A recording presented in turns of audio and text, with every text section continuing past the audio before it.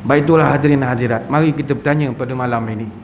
Adakah kita benar-benar menjadikan Nabi kita sebagai ikon? Kalau kita gunakan ikon lah. Adakah Nabi kita benar-benar menjadi qudwah? Dalam dunia ni tidak adalah Nabi yang seistimewa Nabi kita. Daripada sudut dia menunjukkan kepada kita setiap perkara. Begitu terperinci sekali. A'udzu billahi minasyaitonir rajim. Maaf, bukan kita nak menafikan nabi-nabi lain. Penganut atau kaum nabi-nabi lain, mereka tak tahu sangat secara terperinci nabi mereka punya rutin harian. Tak ada sedetail nabi kita. Nabi kita ni boleh kita tiru start daripada kita bangun tidur sampai kita tidur balik. Sebab para sahabat nabi ni dia betul-betul ikut nabi sehingga kan begitu terperinci susunan syama'il nabi itu. Luar biasa sekali. Dah kalau Imam Ahmad bin Hanbal rahimahullah, dia orang yang tak pernah jumpa nabi. Dia sendiri hafal 1 juta hadis. 1 juta hadis. Koleksi bagaimana Nabi berjalan, duduk, baring, bercakap, menjatuhkan hukum, cara Nabi semayang. Imam Ahmad bin Hanbal 1 juta. Imam Bukhari sampai 300-400 ribu hadis. Begitu terperinci sekali. Baik itu kita bangga dalam ramai Nabi-Nabi, Nabi kita lah paling terperinci sekali. Cara hidupnya tak ada masalah untuk kita ikut. Barangkali agak susah nak mencari bagaimana nak ikut cara Nabi Isa makan. Susah nak cari. Boleh, payah nak mencari. Tapi tentang Nabi kita, insya-Allah tak ada masalah. Jumlah Nabi bukan sedikit, tuan-tuan. Dalam satu hadis, Abu Umamah radhiyallahu anhu cerita, pernah Abu Zar Al-Ghifari radhiyallahu anhu tanya kepada Nabi, "Ya Rasulullah, kam wafa iddatul anbiya?" Berapa jumlah Nabi seluruh dunia ini? Nabi menjawab, jumlah Nabi mi'atu alaf wa arba'ah wa ishruna alfa. Jumlah Nabi-Nabi ada 124 ribu orang seluruh dunia. Wa rusulu min dhalika 315 jaman ghafira. Out of 124,000, 315 adalah para rasul daripada 124 ribu.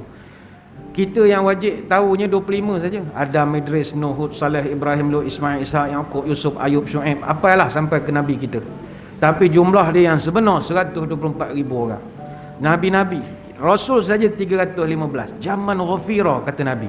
Jumlah mereka begitu ramai sekali, kata Nabi. Ini hadis riwayat Imam Ahmad. Namun tuan-tuan sekalian, banyak hari antara hari takkan semulia hari Jumaat. Banyak Nabi antara Nabi takkan semulia Nabi Muhammad. Apa sebab? Gema takbir di subuh hari, semayang awal jadikan amalan. Nabi terakhir takkan ada ganti, pribadinya lah yang kekal jadi ikutan. Banyak redup perkara redup, redup alamat hari nak hujan. Banyak hidup perkara hidup, cara hidup Nabi Muhammad sentiasa jadi teladan. Cuma pada malam ini kalau kita nak membahaskan semua peribadi Nabi untuk kita nak jadikan sebagai ikutan, sudah pasti masa tidak mengizinkan. Sebab Nabi ni dia punya akhlak peribadi begitu banyak. Jaring puput merata-rata, campak bilis ke dalam pukat. Kering laut menjadi tinta, takkan tertulis semua akhlak Nabi Muhammad. Luar biasa sekali Nabi kita.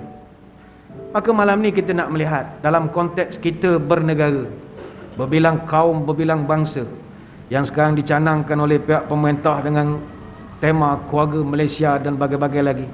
Bagaimana kita nak melihat Nabi SAW menjadi petunjuk kepada kita, contoh teladan bagaimana untuk hidup dalam keadaan beramai-ramai. Kerana benda ini kalau kita tidak jadikan ikutan, kita bimbang, kita akan berada sentiasa dalam pertelingkahan sesama kita. Melayu sama Melayu, Melayu dengan bangsa lain dengan bangsa mereka, dan begitulah seterusnya. Sedangkan Nabi ni setiap perkara dia tunjukkan contoh teladan. Sebab itu dalam Quran Allah Ta'ala menyebutkan surah Al-Anbiya ayat 107, "Wa ma arsalnaka illa rahmatan lil alamin." Aku menghantar engkau wahai Muhammad menjadi rasul, tujuannya nak menjadi rahmat kepada seluruh alam. Para ulama membahaskan ayat yang sangat popular ini. Imam Al-Baydawi dalam tafsirnya menjelaskan, yang dimaksudkan Nabi ini menjadi rahmat kepada sekalian alam. Rahmat ni maknanya kasih sayang. Yang dimaksudkan Nabi ni bawa rahmat adalah Nabi membawa rahmat dan kasih sayang Allah. Allah punya kasih sayang dicurahkan kepada manusia menerusi Rasulnya. Maka apa yang Nabi buat baik pada kita, itu adalah kebaikan yang Allah nak tunjukkan kepada kita. Baik, itulah tuan-tuan, rahmat Allah ini benda yang sangat kita perlukan. Kasih sayang Allah. Ayam denak si ayam hutan, bertelur sebiji dimakan musang. Rahmat Allah bagaikan lautan, penyejuk hati jiwa yang gersang. Dalam Quran Allah Ta'ala menceritakan tentang sifat Ar-Rahman, Ar-Rahim. Rahmat dia Allah ulang banyak kali. Allah sebut sifat Ar-Rahman dia sebanyak 57 kali. Allah tunjuk sifat Ar-Rahim dia sebanyak 95 kali. Allah tunjuk sifat rahmat dia sebanyak 70 kali. Sebab itu Nabi baik kepada kita kerana Allah nak baik kepada kita. Allah sayang kita. Marah pula sebab Allah sayang mereka. Allah cinta kepada kita. Allah cinta kepada kita. Baik itu, kalau kita nak menceritakan tentang kasih sayang Rasul, kasih sayang Allah kepada kita, kita bawa analogi beginilah. Katalah 10 orang dalam surau, kita panggil katalah ada 50 orang. Daripada 50 orang ni kita tanya, berapa orang di kalangan tuan-tuan puan-puan yang 50 orang ni yang boleh dalam hidupnya memaafkan orang? Tuan-tuan, tak semua orang boleh maafkan orang. Tak semua orang. Belum tentu ada orang senang nak memaafkan orang, terutama melibatkan duit. Kita bagi dia duit buat projek depan rumah kita, buat pos apa, haram sebiji, batu bata pun tak ada, dia putah ke mana-mana. Ataupun orang menyewa rumah kita beribu-ribu tak bayar, sedar-sedar lari tengah malam dengan bil tak bayar, itu tak bayar. Tuan-tuan senang nak maaf? Boleh, lambat lambat. Payah nak maaf. Jadi daripada 50 orang nak cari yang boleh memaafkan orang, saya ingat separuh je. Jadi daripada 50 orang tinggal 25. Ini the creamiest among the creamier lah. Tanya yang 25 orang ini, dari kalangan cik-cik tuan-tuan 25 orang ni, siapakah tuan-tuan yang boleh memaafkan dan seterusnya melupakan? Forgive and forget. Ada orang boleh maaf, lupa tak boleh.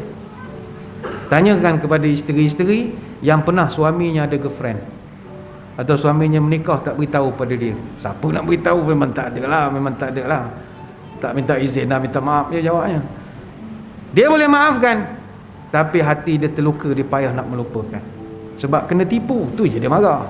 Kalau minta elok-elok, insya-Allah tak bila nak mintanya. Boleh bincang, boleh mesyuarat benda ni.